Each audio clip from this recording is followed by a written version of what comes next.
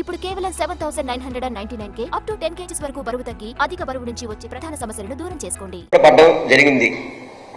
పక్కన ఉన్న నాకు కూడా ముఖ్యమంత్రి గారికి పక్కన ఉన్న నాకు కూడా ఆ రాయి నా కంటి తగలడం, దాదాపు కళ్ళలో చాలా వరకు ఇబ్బంది కలిగే విధంగా ఇప్పటికి వారం రోజులైనా కానీ ఇబ్బంది పడుతున్న పరిస్థితి మీరందరూ కూడా చూస్తున్నారు.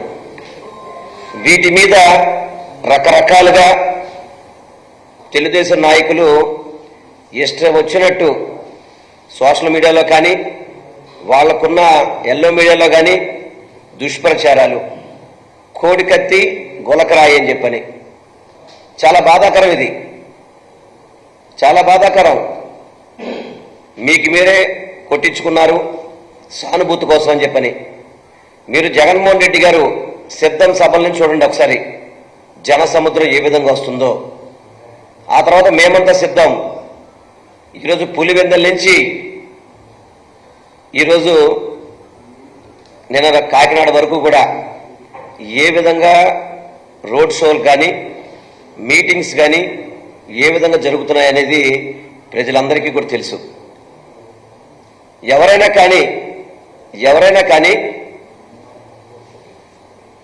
చావు కొని తెచ్చుకుంటారా? మనందరికీ కూడా బాడీలో అన్నిటికంటే ముఖ్యమైనది కన్ను. చిన్న నలక పడిగితేనే తట్టుకోలేని పరిస్థితుల్లో మనం ఉంటాం.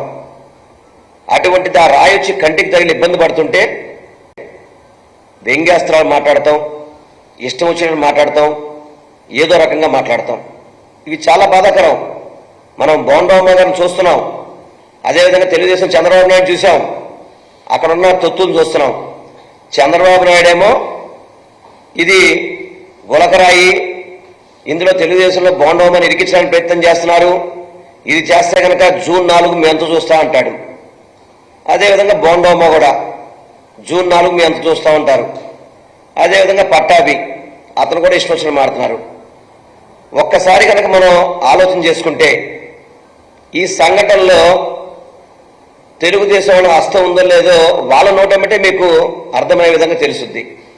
వాళ్ళ నోటేమిటే అర్థం చేసుకోండి. ఎందుకంటే ఇదేదో మనం చేసిందే కాదు, మనం చెప్పింది కాదు, వాళ్ళ నోటేమిటే.